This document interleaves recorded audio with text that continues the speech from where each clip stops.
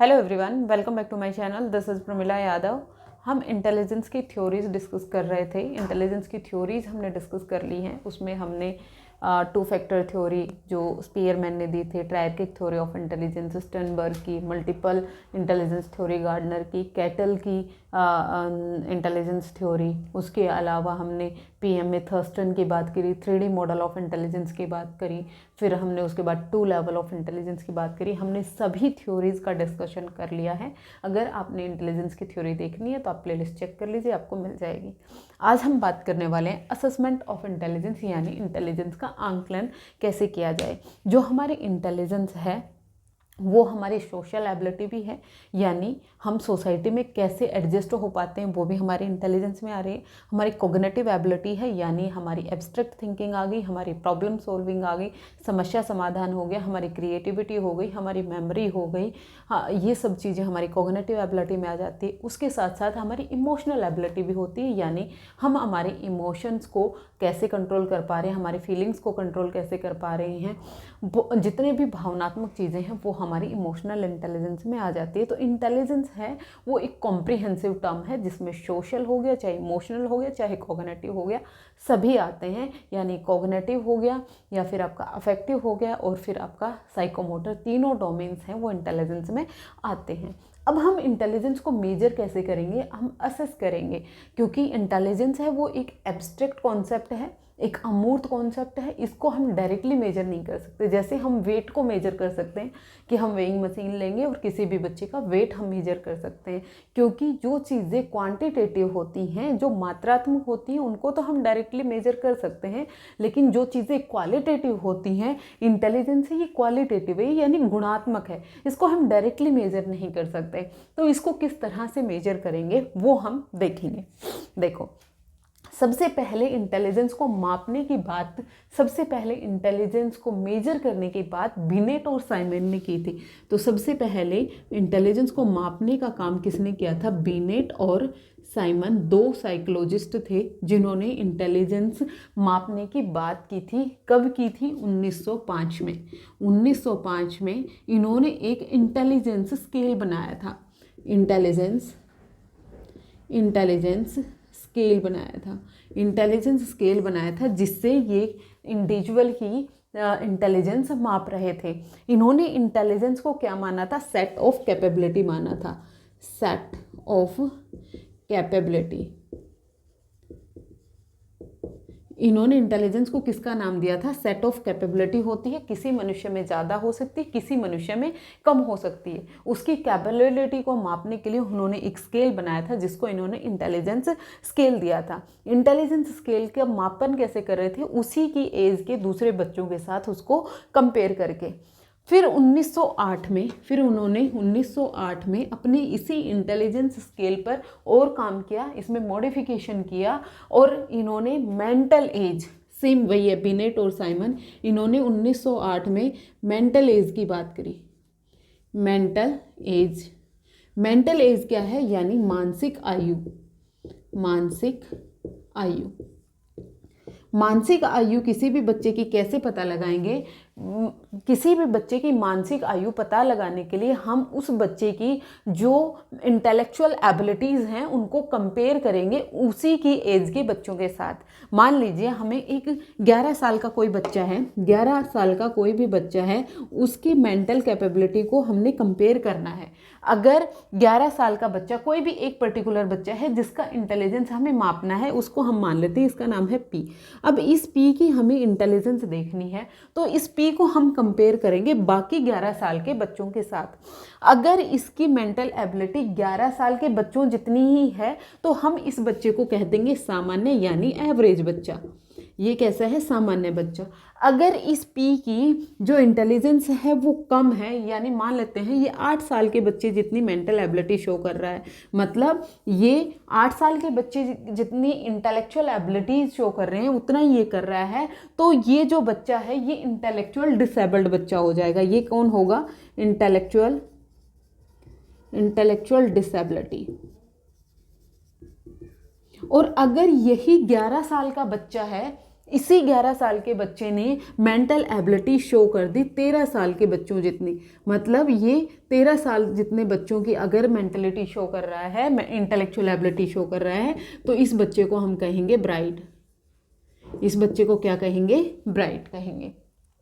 ये बच्चे हैं जिस बच्चे ने अपनी इंटेलेक्चुअल एबिलिटी शो की जो 3 साल कम है, तो इसको हम क्या कहेंगे? 3 ईयर बैकवर्ड। ये अपनी मेंटल एबिलिटी में 3 साल पीछे है और ये बच्चा 11 से 13 में दिखा रहा है, तो ये कितना है? 2 ईयर अहेड। मतलब ये अपनी उम्र के बच्चों से 2 साल आगे है और ये बच्चा ये 3 साल के पीछे है अपनी उम्र के बच्चों से। तो ये थी मेंटल एज की बात। मेंटल एज आपको समझ में आ गई होगी। किसी भी बच्चे की मेंटल एज अगर हमने निकालनी है तो उसी के एज के बच्चों की मेंटल एज के साथ उसका कंपेयर किया गया, उसकी बच्चे की उसी एज के बच्चों की इंटेलेक्चुअल एबिलिटी के साथ हम उसका कंपैरिजन करेंगे। अगर उसके बराबर है तो वो सामान्य है, अगर उससे पीछा हुआ तो वो बैकवर्ड है, उससे आगे है तो वो ब्राइट है। इसके अलावा एक और चीज़ आप देखेंगे यहाँ पर CA यानी क्रोनोलॉजिकल एज, इसको हम कहते हैं वास्तविक आयु।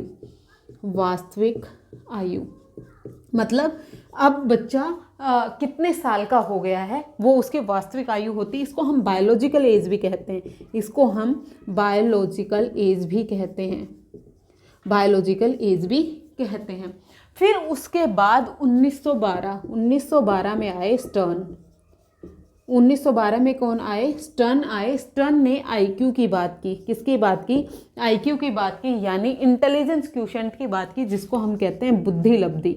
जिसको हम क्या कहते हैं? बुद्धि लब्धि। किसी भी मनुष्य का IQ निकालने के लिए, IQ मतलब उसकी इंटेलिजेंस को मापने का एक तरीका है।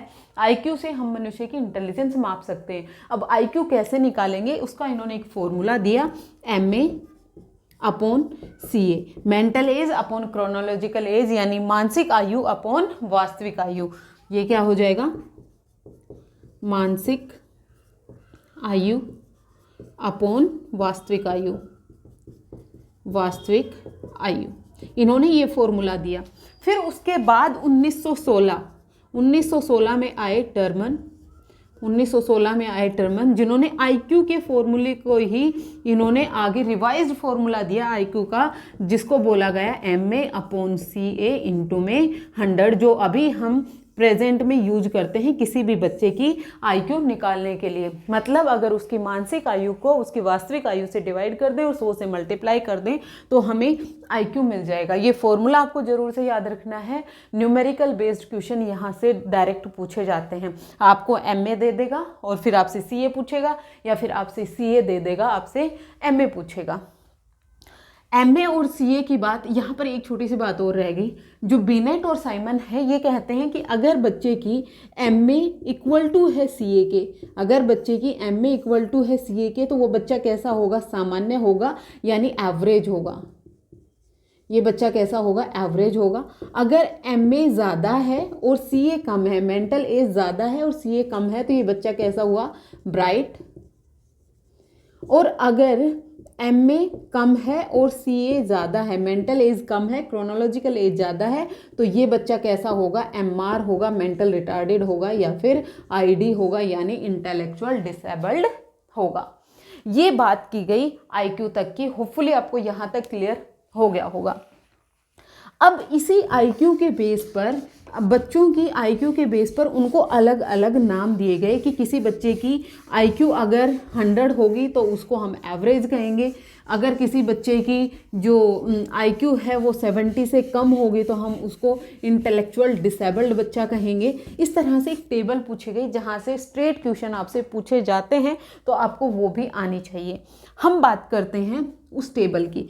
टेबल क्या कहती है कि जिस बच्चे का IQ 70 से बिलो है, 70 से बिलो है, 70 से कम है तो उस बच्चे को हम रखेंगे एमआर की कैटेगरी में या फिर आईडी की यानी इंटेलेक्चुअल डिसेबल्ड की कैटेगरी में। एमआर वर्ड है आजकल यूज नहीं होता है, उसकी जगह आईडी यानी इंटेलेक्चुअल डिसेबल्ड पर्सन यूज होते हैं।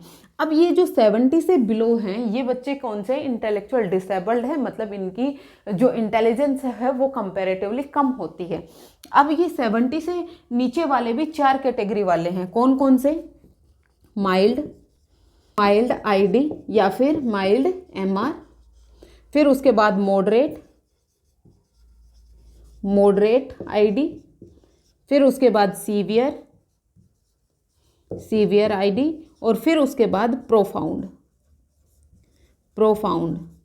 आईडी। इनको 4 कैटेगरी में रखा। अगर आपसे कोई पूछे कि एमआर या फिर आईडी वाले जो बच्चे होते हैं उनका आईक्यू कितना होता है तो उनका बिलो 70 होता है। बिलो 70 यानी आईडी इंटेलेक्चुअल डिसेबल्ड को भी हमने 4 कैटेगरी में रखा, माइल्ड, मॉडरेट, सीवियर और प्रोफाउंड। प्रोफाउंड वाले कौन से होंगे? बिलो 25। जिन बच्चों का आईक्यू लेवल 25 से कम होगा वो प्रोफाउंड इंटेलेक्चुअल डिसेबिलिटी में आएंगे। मतलब सबसे ज़्यादा जो मेंटल डिसेबिलिटी है वो ये होती है। ये बच्चे खुद का ध्यान भी खुद नहीं रख सकते, इन्हें किसी दूसरी केयर टेकर की ज़रूरत होती है। फिर अगर हम सीवियर की बात करें तो सीवियर वाले जो बच्चे आएंगे आईक्यू है वो होगा 25 से लेकर और 39 तक। फिर मॉडरेट की बात करें तो ये होंगे 40 से लेकर 54 तक और माइल्ड वाले होंगे 55 से लेकर 70 तक। ये आपको आईक्यू याद रखना है। जो बिलो 25 होंगे वो प्रोफाउंड में आएंगे, 25 से 39 वाले सीवियर आईडी में आएंगे, 40 से 54 वाले मॉडरेट में आएंगे और माइल्ड में 55 से 70 वाले आएंगे। फिर उसके बाद अगर हम देखें जिन बच्चों का आईक्यू लेवल 71 से लेकर और 79 तक होता है, 71 से 79 होते हैं, इनको हम बॉर्डर लाइन कहते हैं। इनको हम क्या कहते हैं? बॉर्डर लाइन या फिर डल कहते हैं। बॉर्डर लाइन या डल, ये बिल्कुल बॉर्डर पे होते हैं, ना तो ये मेंटल रिटार्डेड में आते हैं और ना ही ये एवरेज में आते हैं। फिर उसके बाद अगर हम बात करें 80 से लेकर 89 तक, 80 से लेकर 89 तक जो होंगे ये होंगे बिलो एवरेज। फिर हम बात करें 90 से लेकर 109 तक तो ये जो बच्चे होंगे ये होंगे एवरेज। ये कैसे होते हैं? एवरेज होते हैं, सामान्य होते हैं। फिर सामान्य से ऊपर अगर हम जाते हैं ये आएंगे 110 से लेकर 119 तक जाएंगे, ये आएंगे अबू एवरेज। फिर उसके बाद अगर हम बात करें 120 से लेकर 129 तक होंगे, ये होंगे सुपीरियर। और अगर अबू 130 चले जाएं, अबू 130 तो ये बच्चे होते हैं गिफ्टेड। ये बच्चे कैसे होते हैं? गिफ्टेड बच्चे होते हैं। ये टेबल आपको याद रखनी है। यहाँ से बहुत बार आपसे स्ट्रेट क्वेश्चन पूछा जाएगा। आपको कहाँ से याद करना शुरू करना है? आपको एक तो आप यहाँ याद कीजिए, ये कौन सी कैटेगरी में आएंगे? एमआर की कैटेगरी में आएंगे। बिलो 70 आपको याद रखना है, बिलो 70 एमआर और इंटेलेक्चुअल डिसेबल्ड में आएंगे, ये 4 होते हैं। ये ग्रुप याद कर लीजिए। फिर उसके बाद आप एवरेज याद रखें। एवरेज का क्वेश्चन बहुत बार, सबसे ज़्यादा बार पूछा गया है। एवरेज है वो 90 से 109 के बीच में आएंगे। बिलो एवरेज उससे जस्ट नीचे वाले, अबू एवरेज उससे ऊपर वाले। बॉर्डर लाइन आपको याद रख लेना है, ये 71 से 79 होंगे। गिफ्टेड हैं ये अबू 130 और कई जगह आपको अबू 140 भी दिया हुआ होगा, तो ये आपको याद रखना है। ये थी आईक्यू की टेबल। उसके अलावा एक चीज़ और आती है normal distribution curve. Normal distribution curve से भी कई बार क्वेश्चन पूछ लिया जाता है, तो आप वो और समझ लीजिए नॉर्मल डिस्ट्रीब्यूशन कर्व क्या होता है। नॉर्मल डिस्ट्रीब्यूशन कर्व है, अगर हम किसी भी एक पॉपुलेशन की बात करें तो उसमें जो इंटेलिजेंस है वो किस तरह से डिस्ट्रीब्यूटेड है वो हम समझेंगे। हम एक ग्राफ की मदद से समझते हैं। ये ग्राफ कुछ इस तरह का है। अगर हम बात करें सबसे ज़्यादा जो आईक्यू लेवल है हम 100 से लेके चलेंगे। यहाँ पर जो मीन है, स्टैंडर्ड डेविएशन का जो मीन है वो हम 15 लेके चलेंगे। यहाँ पर 100 है, फिर 100 के बाद यहाँ पे आ जाएगा 115, यहाँ पे आ जाएगा 130 और यहाँ पे आ जाएगा 145। इसी तरह से इधर हम लेके चलेंगे तो ये आ जाएगा 85, यहाँ आ जाएगा 70, यहाँ आ जाएगा 55। अब ये देखा गया कि जिन बच्चों का IQ लेवल 85 से 100 के बीच में है, इनकी जो परसेंटेज है ये 34.1 है। इसी तरह से 100 से लेकर 115 तक भी 34.1 है। इसका मतलब क्या है, 68.2% पॉपुलेशन ऐसी है जिसका IQ 85 से लेकर 115 तक होता है, यानी सामान्य के आसपास होते हैं। ये कैसे होते हैं, एवरेज होते हैं, यानी सामान्य होते हैं। 68% जो लोग हैं वो कैसे होंगे, सामान्य होंगे। फिर 70 से 85 की बात करें तो ये इधर आएंगे 13.1 और इसी तरह से 115 से 130 भी आएगा 13.1। तो ये कितना हो गया, 13.1 और 13.1 26.2% जो लोग हैं इनका IQ लेवल कितना होगा, 70 से 85 और 115 से 130। ये हो गए। ये जो हैं ये किस में आएंगे, ये आएंगे आपके बॉर्डर लाइन हो गया और अबो एवरेज आ गया, या फिर सुपीरियर, अबो एवरेज, सुपीरियर और बॉर्डर लाइन। उसके अलावा मैं बात करूं 55 से 70 के बीच में होते हैं 2.1% और इसी तरह से 130 से लेकर 145 तक भी होते हैं 2.1%, यानी कितना हो गया 4.2% लोग हैं ये कैसे होंगे, ये आपके मेंटल रिटार्डेशन में आ गए और ये आ गए आपके सुपीरियर में। फिर उसके बाद जो 55 से इधर वाले हैं 0.1 है और इसी तरह से 145 से आगे वाले भी 0.1 है। मतलब जिनमें बहुत ही ज़्यादा यानी सीवियर और प्रोफाउंड और थोड़ी बहुत मॉडरेट जो मेंटल डिसेबिलिटी है वो 0.1% लोगों में होती है। इसी तरह जो गिफ्टेड बच्चे हैं वो भी कितने होंगे, 0.1% होंगे। इस तरह से हमने हमारी 100% पॉपुलेशन है वो डिस्ट्रीब्यूटेड है। ये था आपका नॉर्मल कर्व डिस्ट्रीब्यूशन। अब हम नेक्स्ट क्लास में डिस्कस करेंगे type of intelligence test. Intelligence किस किस तरह से मापी जाती है। जो इंटेलिजेंस है वो ग्रुप में भी मेजर की जाती है, इंडिविजुअल भी मेजर की जाती है। उसके अलावा वर्बल भी होती है, नॉन वर्बल भी होती है, परफॉर्मेंस भी होती है। उसके अलावा कल्चरल इफेक्ट पर भी होती है। कल्चरल फेयर और कल्चरल बायस्ड जो इंटेलिजेंस टेस्ट हैं वो हम आने वाले क्लासेस में डिस्कस करेंगे। देखिए इंटेलिजेंस टेस्ट के मेनली नाम ही आपसे पूछे जाते हैं, कौन से इंडिविजुअल टेस्ट है, कौन से ग्रुप टेस्ट है, कौन से वर्बल हैं, कौन से नॉन वर्बल हैं। ये हम नेक्स्ट क्लास में डिस्कस करेंगे। आज के लिए इतना ही, मिलते हैं फिर से। Thank you very much.